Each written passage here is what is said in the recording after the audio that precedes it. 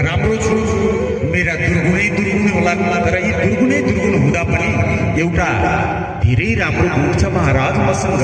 मेरो राम्रो गुण यदि हजुरले सुन्नुभयो भने मलाई अवश्य हजुरको राज्यमा बास दिनुहुनेछ महाराज।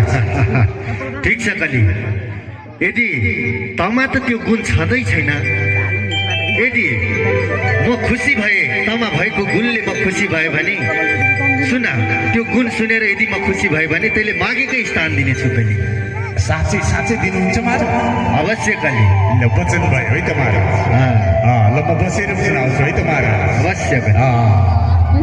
अरे महाराज, यत् फलम नास्ति तपसा न योगेन समाधिन तत् फलम लभते समय कलौके सब कीर्तना। अर्थात सत्य त्रेता द्वापरमा जुन फल ध्यान तप जपबाट प्राप्त हुन्थेन नि महाराज, मेरो कलिकालमा मात्र 2 घडी अर्थात 48 मिनट कुनै पनि मनुष्यले नाम संकीर्तन मात्रै गर्यो, कलौके सब कीर्तना भन्यो भने त्यसले सिधै वैकुण्ठ धाम प्राप्त गर्छ, मोक्ष प्राप्त गर्छ। यो मेरो असली गुण हो महाराज। कली, सबै गुणहरू नराम्रा भए पनि तभित्र एउटा गुण राम्रो रहेछ।